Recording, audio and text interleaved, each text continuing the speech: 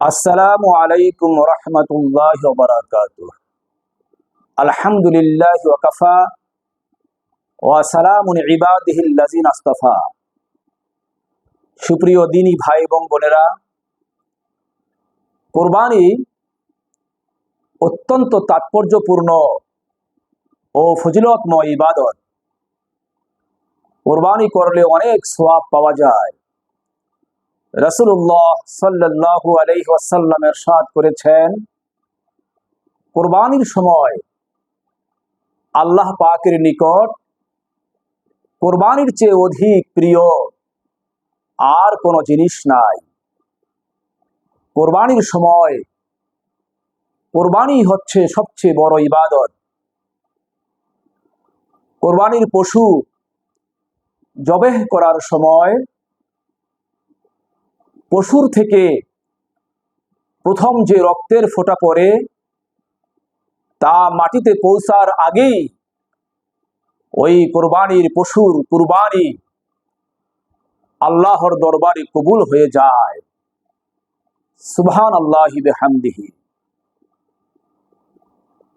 তাই অত্যন্ত ভক্তির সাথে, একান্ত আগ্রহের সাথে সুন্দর ভালো পশু কুরবানি দিতে হবে। রুগ্ন, অসুস্থ, পঙ্গু, অঙ্গ প্রত্যঙ্গহীন, দাঁতহীন পশু কুরবানি দেওয়া যাবে না।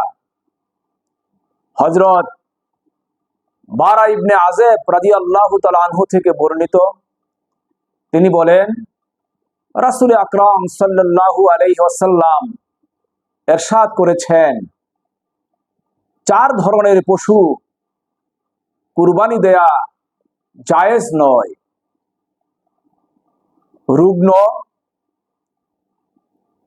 পঙ্গু, অন্ধ এবং আহত। শরীয়তের পরামর্শ হচ্ছে এই, হৃষ্টপুষ্ট, বেশি গোস্ত, নিখুঁত এবং দেখতে সুন্দর পশু কুরবানি দিতে হয়। কুরবানির পশু সব ধরনের দোষ ত্রুটি মুক্ত হওয়া চাই। কুরবানির পশুর গোশত 3 ভাগ করা মুস্তাহাব, অতি উত্তম। প্রথম ভাগ কুরবানি দাতা যে কুরবানি করবে তার, দ্বিতীয় ভাগ আত্মীয় স্বজনের মাঝে বন্টন করতে হবে, তৃতীয় ভাগ অসহায় গরিব মিসকিনদের মাঝে বন্টন করে দিতে হবে।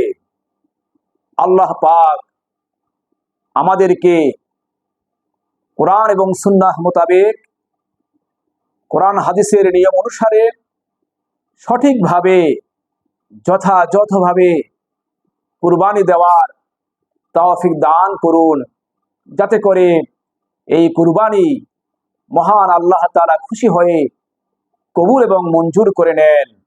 আমিন। আসসালামু আলাইকুম ওয়া রাহমাতুল্লাহি ওয়া বারাকাতুহু।